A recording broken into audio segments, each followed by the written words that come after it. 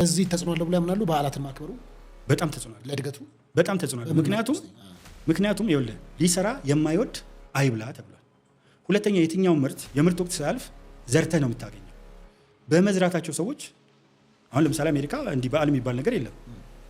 አንዱ ለኢትዮጵያ የእድገት ጠር የሆነው ይሄ የበዓላት መብዛት የቀን ማክበር ነው ብለው የሚያነሱም አሉ። እዛ ላይ እሱ ምንድነው? እውነት ነው ለመሰለህ ኦርቶዶክስ ማለት የግሪክ ቃል ነው። ኦርቶ ማለት ቀጥ ያለ ትክክለኛ ማለት ነው። ዶክስ ሃይማኖት ነው። ግሪክ ውስጥ ብትሄድ እንደዚህ የበዙ በዓላት የሉም። ዋናው ኦርቶዶክስ የሚል ስም ያለው እስራኤል ሀገር ያለው 0.6% ኦርቶዶክስ ነው። እዛ ሄደ በየቀኑ ኦርቶዶክስ በዓል ሲያከብር አይውልም። ሲሪያ አለ፣ አርሜኒያ አለ፣ ብዙ የምስራቅ ኦሪየንታል ቤተክርስቲያን፣ ሩሲያ አለች። እኛ ሀገር ስትመጣ ምን ይላሉ? 27 ተክለ ሃይማኖት ማን ነው መድኃኒዓለም፣ 28 አማኑኤል፣ 29 ባለ እግዚአብሔር፣ 30 ቅዱስ ዮሐንስ፣ አንድ ልደታ። አሁን አምስቱን ቀን ጨርሰ ቅዳሜ ይመጣል፣ ቀዳሚት ሰንበት፣ ሰባተኛው ቀን እሑድ ይመጣል። 31 2 ነው አይደል? 3 ከዛ ባታ ደግሞ ትመጣለች። እንዲህ ያለ አብዛኛውን ገበሬው እንዳይሰራ የግብፅ ጳጳሶች ትልቅ ፕሮጀክት ኢትዮጵያ ውስጥ አስቀምጠዋል። አሁን አንዳንድ ሰዎች ቅር ይላቸዋል፣ ግን ሪያሊቲ ነው ስለሆነ ነው። ዛሬ ኦርቶዶክስ ቤተክርስቲያን ልክ ይህን ስል ተመልከቱት ይላሉ፣ ግን ኦርቶዶክስ ቤተክርስቲያን ገብቷት 4 ቀናት በወር እንዲከበሩ፣ ሌሎቹ ቀናት ግን ታቦቱ ከሌለ እዛ ለምሳሌ ሚካኤል ካለ ሚካኤል ታቦቱ ከሌለበት ግን በሌሎች ቀናት ስሩ አለች። ለምን አሉ? ተረዱት። ባለመስራት መባረክ ሳለ ወይ አሁን ይኸውልህ ሊሰራ የማይወድ አይብላ ይላል። ኮሚኒስቶች ተዚህ እንደሆነ ያልሰራ አይብላ ነው የሚሉት። ያልሰራ አይብላ ካሉ አልጋ ላይ ያለው ላይበላ ነው፣ አካል ጉዳተኛው ላይበላ ነው። መጽሐፍ ቅዱስን ማሻሻላቸው ነው ያልሰራ አይብላ ያሉት። መጽሐፍ ቅዱስ ግን የእግዚአብሔር ቃል ሊሰራ የማይወድ አይብላ ይላል። ካልሰራ አትባረክም። ለምን ሌላው ሀገር ተባረከ? ስዊድን 9.5 ሚሊዮን 10 ሚሊዮን ህዝብ ነው ያላቸው። ለምን ተባረኩ? ለዓለም እየረዱ ነው። ከኛ የተሻለ መሬት ስላላቸው አይደለም። ዴንማርኮች፣ ኖርዌዮች አይጨርሱ ሁሉንም ሀገራችን ለምን ተባረኩ እነሱ?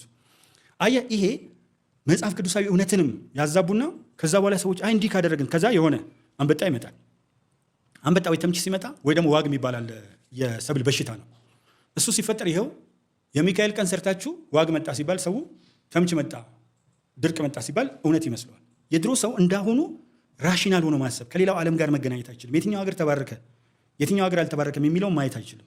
እና ይህን ስትናገር ብዙ ጊዜ ይሄ የእኛ ሶሳይቲ ሬዚስታንት ቼንጅ በጣም ዶግማቲክ ነው። በቃ የያዘው ነገር ላይ እምነትን እኮ ማክበር እንዴት ጥሩ ነገር ነው፣ እምነትን መውደድ ጥሩ ነገር ነው። ግን በእምነት ውስጥ ተዛንቀው የገቡ ነገሮችን ደግሞ ብዙዎቹን እያወጣ አሁን አዋልድ መጽሐፍት ብዙዎቹ እየተሻሩ ነው። ኦርቶዶክስ ቤተክርስቲያን ሊቃውንት ጉባኤ ተቀምጠው ሲኖዶሱ ተቀምጠው አይተውት ነው ይሄ ትክክል አይደለም፣ ከመጽሐፍ ቅዱስም ጋር ከኦርቶዶክስ ተዋህዶ እምነትም ጋር አይሄድም።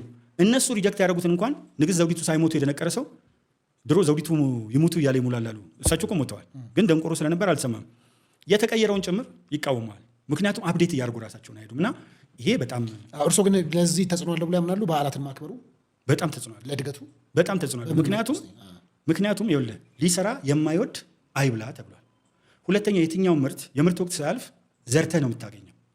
በመዝራታቸው ሰዎች አሁን ለምሳሌ አሜሪካ እንዲህ በዓል የሚባል ነገር የለም፣ ግን በጣም ከሚፈለገው በላይ ያመርታሉ። ሁሉንም ቀን ምርት ላይ ናቸው። በረዶ መጥቶ ምርት እንዳያመርቱ ቢከለክላቸው እንኳን ቤት ውስጥ ምናምን በተለያየ ነገር ሌላውም ዓለም ይሄ አይነት አመለካከት ኋላ ቀርና ሀገርን የሚያስቀር። የምትባረከው በምንድን ነው? በዚህ ቀን አልሰራም ብለህ በዛ ቀን ሌላ ኃጢአት ስትሰራ እየዋልክ አይደለም።